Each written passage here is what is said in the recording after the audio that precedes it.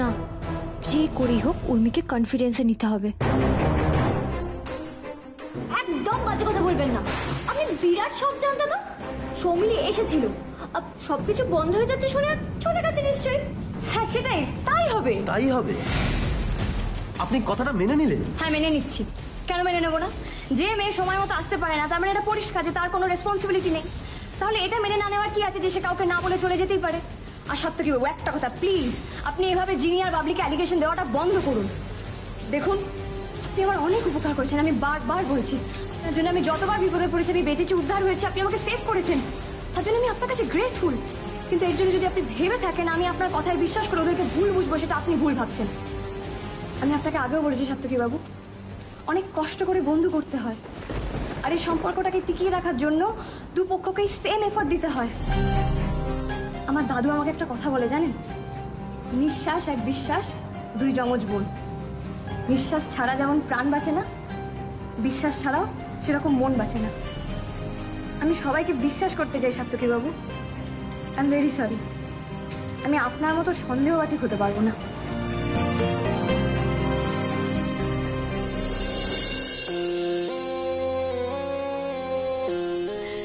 উর্মিটা যে কোথায় গেল কে জানে। আমার না এত টেনশন একদম ভালো লাগে না। মেয়েটাকে কখন ধরে ফোন করছি, ফোনটাও ধরছে না।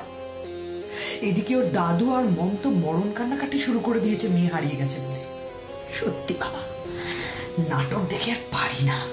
তাও যদি চিরকালের মতো হারিয়ে যেত তো কথা ছিল, তার হচ্ছে কই, সব তো আমার কপালে জুটছে। না না না, আর দেরি করা যাবে না। আমি বরং হারানকে পাঠানোর ব্যবস্থা করি। যে মানুষ চোখ থাকতে অন্ধ হয় তাকে কখনোই জোর করে দেখানো যায় না। আপনার যা ভালো মনে হয় করুন, আমি আর আপনার কোনো বিষয়ে মাথা গলাবো না।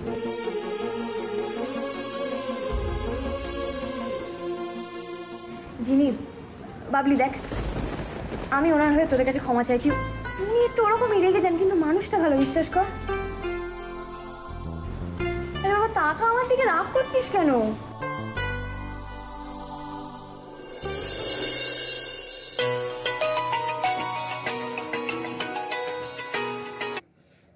হ্যালো, কি টুকাই ঘেরেছিও নেই? না বাবা, নান্টু বললো টুকাই সেই যে সকালবেলা বেরিয়েছে তারপর থেকে আর এখানে আসেইনি। তার মানে দুপুরে খেতেও আসেনি গ্যারেজে? টুকাই খেতে আসেনি মানে? আমি তোর সঙ্গে পরে কথা বলছি। হ্যাঁ যাক বাবা। না মানে কি কি আসলে কি? হ্যাঁ, আমি তো ভাবলাম যে ও গ্যারেজে আছে বলে এত দেরি হচ্ছে। ছোটকা ছোটকা, আমাকে বলো তো কি লুকোচ্ছ তুমি আমার কাছ থেকে? আমার ছেলেটা কোথায় কোথায় গেছে ও? যাই হোক, জিনিয়ার বাবলিকে কোনোভাবে অন্তত বাড়ি পাঠাতে পেরেছি। যাক বাবা, এবার হারানদাকে একটা ফোন করি বলে আমাকে যদি নিয়ে যায়। ফোন? আচ্ছা শোন না, ওকে না আমি টেলারের রুমে পাঠিয়েছি ওই কস্টিউমটা একবার পরে দেখার জন্য। তুই একবার জানা রে। ওকে, আমি যাচ্ছি।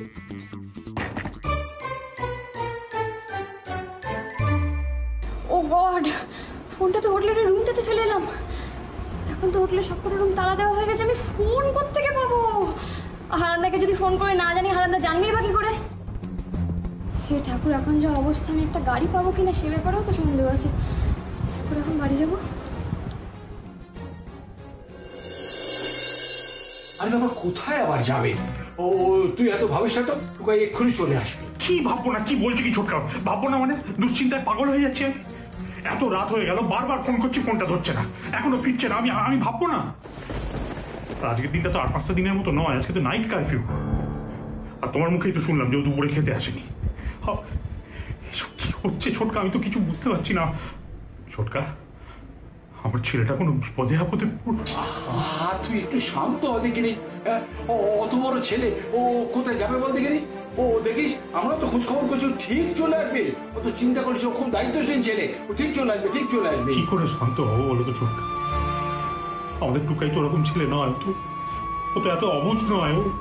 ও কোথাও আটকে গেলে সঙ্গে সঙ্গে ফোন করে বাড়িতে জানায়, অথবা কেউ ফোন করলে ফোনটা ধরে। কিন্তু কিন্তু আজ তো আরে আজ হয়তো ফোন করবার পরিস্থিতিতেও নেই।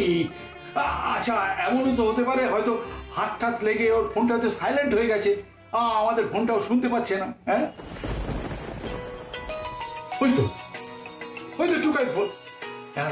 আমি লাউড স্পিকারে দিচ্ছি। হ্যালো, কি রে টুকাই, তোর ব্যাপারটা কি? তখন থেকে তোকে ফোন করে চলছি, তুই কোথায়? তুই ফোন ধরছিস না কেন? বাবা ফোনটা না সাইলেন্ট হয়ে গেছিল, আমি একদম বুঝতে পারিনি। জাস্ট এখন দেখলাম এতগুলো মিসড কল। সে ঠিক আছে, তুই আছিস কোথায়? হ্যাঁ, ফিরবি কখন? আসলে আমি না একটা কাজে আটকে পড়েছিলাম, সেই কাজটা মেটাতেই এতটা সময় লেগে গেল। এখন তো শুনলাম নাইট কারফিউ হয়ে গেছে, কি করে বাড়িতে ফিরবো সেটাই ভাবছি। ঠিক আছে, তোমরা না চিন্তা করো না, আমি দেখছি কি করা যায়। আচ্ছা ঠিক আছে, তুই কি করবি সেটা মনে করে জানাস আমাদের বাবা। আমরা খুব দুশ্চিন্তায় আছি, বুঝিস তো। ঠিক আছে হ্যাঁ হ্যাঁ, রাখো।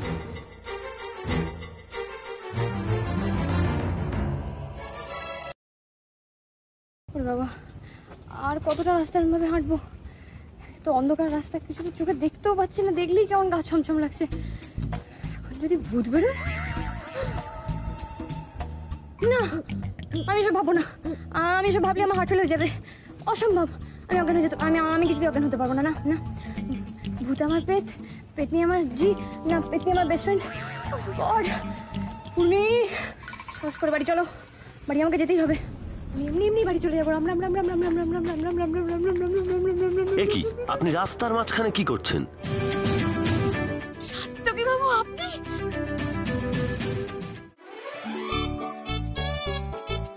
কি হলো কি? আপনি তখন থেকে চুপচাপ হেঁটে যাচ্ছেন কেন? আরে কিছু তো বলুন, কিছু তো একটা ডিসিশন নিন। দেখুন, আমার তো মাথা কাজ করছে না, আপনি যা বলবেন তাই করবো। বলুন না। কানের সামনে এত বকবক করতে থাকলে আমি কি করে কিছু ভাববো? দয়া করে একটু চুপ করুন, আমাকে একটু ভাবতে দিন। দেখুন, বকবক তো এমনিই চলে আসছে। একে তো অন্ধকার রাস্তা, চারিদিক থেকে দেখে মনে হচ্ছে এক্ষুনি ভূত চলে আসবে। হ্যাঁ, ভূতের তো আর খেয়ে দিয়ে কাজ নেই, আপনার সবসময় ঘাড়ের উপর উঠে নিঃশ্বাস ফেলি। সাত্তকী বাবু, ভূতের মতো একটা সিরিয়াস ব্যাপার নিয়ে একদম ইয়াকি করবেন না, বলে দিচ্ছি। বলা তো যায় না কখন কি হয়ে যায়। একে তো ভূতের ভয়, তার মধ্যে আবার নাইট কারফিউ। মানে কোথায় থাকবো, কি করবো, কিছুই তো বুঝতে পারছি না। আপনার সামনে আপনি দেখলেন আমার বন্ধুদেরকে কতবার করে ফোন করলাম, কি করে তাদের বাড়িতে যাব এই পরিস্থিতিতে? সব গাড়ি ঘোড়া তো বন্ধ এখন, নাইট কারফিউ। তা না হলে তো আপনাকে বাহন দেবে চড়িয়ে নিয়েই চলে যেতে পারতাম। এই কাছেই আমার এক বন্ধু থাকে, তাকে ফোন করলাম, সেও বলছে শহরের বাইরে। প্লিজ একটু চুপ করুন, আমাকে একটু বুঝে নিতে দিন সবটা, প্লিজ। তাহলে কি আজকে আমরা রাত্রিটা রাস্তায় থাকবো?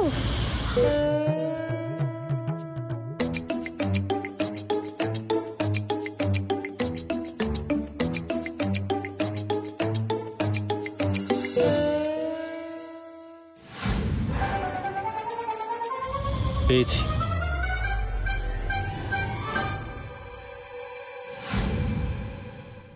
হোয়াট? কি বলছো হারান? উর্মি ওখানে নেই? আমার তো সিঞ্জিনির সাথে কথা হলো, সিঞ্জিনি বললো উর্মি ওখানেই দাঁড়িয়ে আছে। তুমি আশেপাশে খোঁজ করো, কষ্ট করে স্পেশাল পারমিশন নিয়ে আমি তোমাকে ওখানে পাঠালাম। উর্মির খোঁজ না পেয়ে আমায় ফোন করবে না।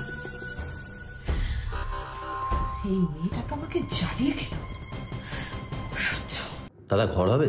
আর দাদা ঘর, নাইট কার্ফের জন্য ঘরের যা ক্রাইসিস, আর কি বলবো, কত লোক যে এসেছে কে জানে। যা হয়ে গেল। তবে আপনাদের ভাগ্য ভালো, একটাই ঘর আছে শুধু আপনাদের জন্য। হ্যাঁ, কিন্তু আমাদের তো হবে, একটা ঘরেই হবে। কোনো ঘর না পাওয়ার থেকে একটা ঘর পাওয়া বেটার নয় কি? আপনি দিয়ে দিন।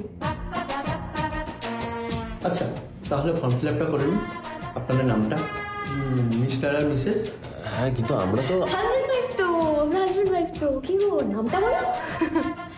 হ্যাঁ, মানে আমার নাম সাত্তকী সরকার। আর আমি উর্মি। এই মেয়ে আমাকে একদিনও শান্তিতে থাকতে দিল না। হারান ওকে খুঁজে না পেয়ে চলে এলো। এত কষ্ট করে, এত পারমিশন নিয়ে ওকে পাঠালাম, সেই মেয়ে ওখানে নেই। ওর দাদু আর ওর মম তো আমাকে দোষারোপ করছে, আমার দিকে আঙুল তুলছে। কারণ দেখভাল তো আমি করি, সব দায় যেন আমার।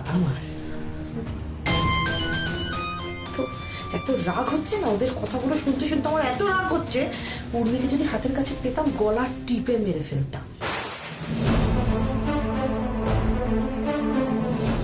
নাইট কারফিউ তো হয়ে গেছে, যেখানে সেখানে তো ঘুরতে পারবে না।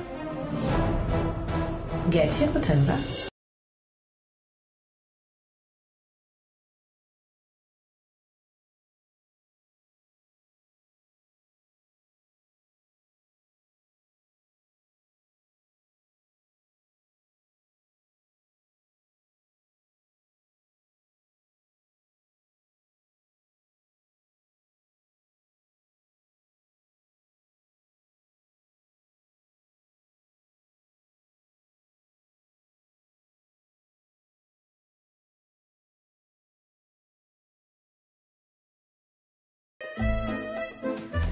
এখানেই দাঁড়িয়ে থাকবে, ঘরে যাবে না?